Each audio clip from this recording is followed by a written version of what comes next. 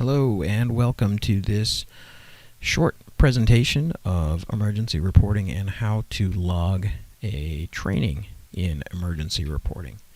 So the first thing we're going to do is we're going to open up a browser. Emergency reporting is web-based, so you can open Chrome, Firefox, Internet Explorer, any of those will work. So we're going to open Chrome. The easiest way to get to emergency reporting is to simply type in secure.emergencyreporting.com. That'll bring us to a login page where we can fill in our username and password. So we'll click the login button and it'll bring us to our home screen or our dashboard. The dashboard gives you information about yourself. It gives you information about any reports that you may have opening. That you may have open, any logbook entries, so recent logbook entries will be shown here at the bottom, and if you need to add a entry to the logbook, you can do that here as well. So we can see that here. So as far as entering training, on the left side of the screen we have this button that says training. We're going to click on that. That's going to bring us to the training homepage, which is going to show us a list of all the most recently conducted classes. So if I did some training today with my shift station apparatus, I'm going to hit this button, Add Class. I don't want to hit Add Class Template. I want to hit Add Class, which is going to give me the option of creating a class from scratch or using a pre-existing template. We're going to talk a little bit about templates in a bit here, but I want to use a pre-existing template whenever possible. And in fact, if you can't find a template in here that matches with the training you conducted, just drop me an email at bcronin and let me know what the issue was so we can get a template filled out. So for instance, if I went out today and I did some driver training, I'm going to click on the driver training template. I want to click on today because that's the date when the training occurred, and I need to click on the time that the training occurred.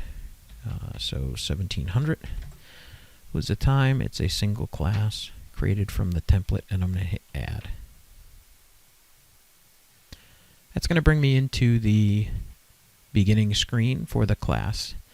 And because we chose a template that was pre-filled, you can see a lot of this information has already been filled in. We already have a class category specific to this training. We already have training codes specific to this training. We have an NFPA standard that applies, as well as objectives specific to driver training.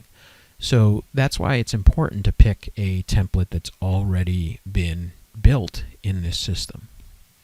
So here, driver training, we said was our class. We can see that it comes under a specific category for driver operator training. We have our class date and time. And we have our class length. We're not going to worry about the class length at this point, but it's not a field that we can change here up at the top. It's simply a summation of all of these hours that we have here under training codes for the specific objectives that were conducted during the training. So we'll leave that alone for the moment. The station that was involved in the training, and if there was a test or any evaluation method that was part of the training. So for a routine driving drill, we'll hit none. Every training needs an instructor. In the case of a driving drill, it could simply be the person that was in charge of the vehicle. I'll just put my name in here for this purpose. Instructor type, we do have to have a lead instructor. We can put any other instructors in there as necessary. And we'll hit Add. So now we have an instructor. Resources does not apply to a routine training evolution. This would be if you needed the training room at headquarters, or you were planning to use the burn building in Middletown, some other type of major resource like that, so that's not applicable. So here, if we get onto training codes, we can see that there are 4 training codes, training category codes that are part of this driver training, A, B, C, and D. A is apparatus driver training course. So that's that annual course that we do where we have specific stations that we have to go through, such as the alley dock, the diminished clearance, and so on. So for a routine driver training, that's not going to apply. So we're simply going to delete that. We're going to hit the little trash can, and we're going to get there. out of this particular drill.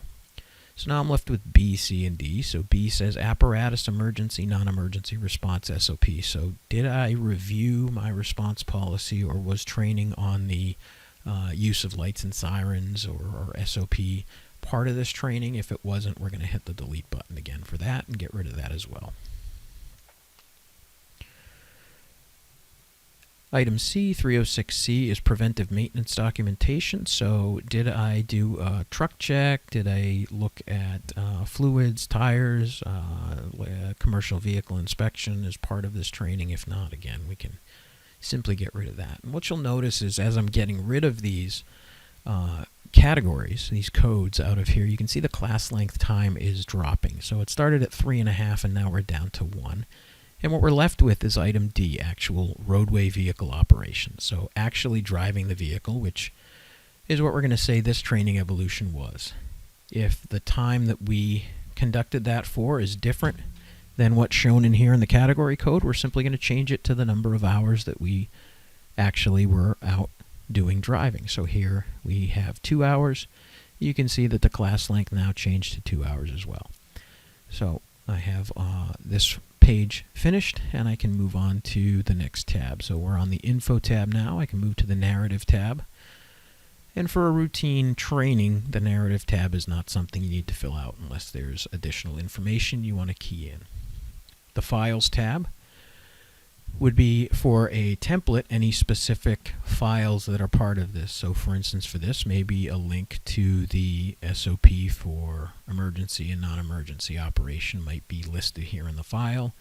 It could be a link to a video. It could be a link to a PowerPoint presentation. Depending on what the training is, you may have files in here. For this, there's nothing that we need to see from the file standpoint. That's going to bring us to the last two tabs, and you can see those are red, indicating we do need to fill some information out. So here, under People, these are the people that were involved in the training. We're going to hit Add Agency Personnel, and that's going to bring up a window of all of the personnel on the department. So the easiest way to start entering personnel is, if the training occurred today, I'm going to trim this down to the daily roster for today. If it was ladder 1 that went out, well, I can click down here. I can find ladder 1, and now it's only going to show me the personnel that were assigned to ladder 1 today. So let's say Kevin, Evan, and Craig went out today for a driving drill. I can click on these 3. Now, one thing to be careful of is if you're at this point and you think, oh, I need to add engine 1 as well because they went out with them. If you hit engine 1, you're going to lose the people that you clicked. So if you need to toggle between any of these screens, shift, station, roster, or apparatus, what you need to do is you need to make sure that you add those people first, and then go back and change your apparatus, and now you can add the people that were on the apparatus during this training as well. So now we have all 6 of the people that were involved in the driving drill. You can see at the top we have the hours that were part of the information we filled in. And now we want to add those hours to everybody that was part of the training. So we'll hit this fill button here. It will drop those 2 hours into everybody. You can see the tab for people is now green, meaning we have filled this out. We have no further information that's required. And we'll move on to Authorize. Under the Authorize screen, this is where I am going to finish filling in my password, any notes I may want to add to the person that's going to review the class, and I'm going to hit the button Complete. That is going to save the record that I made, and if I go back to the main class window, I can see now in this list of classes that I have a driver training for 2 hours at 1700 that we completed. This was a prior one that I had done as another exercise, but this is the one here that we just did because it's completed. Scheduled simply means we started it and it didn't get finished. So if I look at this completed training, it will still need to be reviewed. That will be something that the deputy of the shift or the training officer will do. So you can see under Authorize, much like an NFIRS, that's not green until we have reviewed the class and someone has gone through and looked at it and made sure it's been filled out correctly.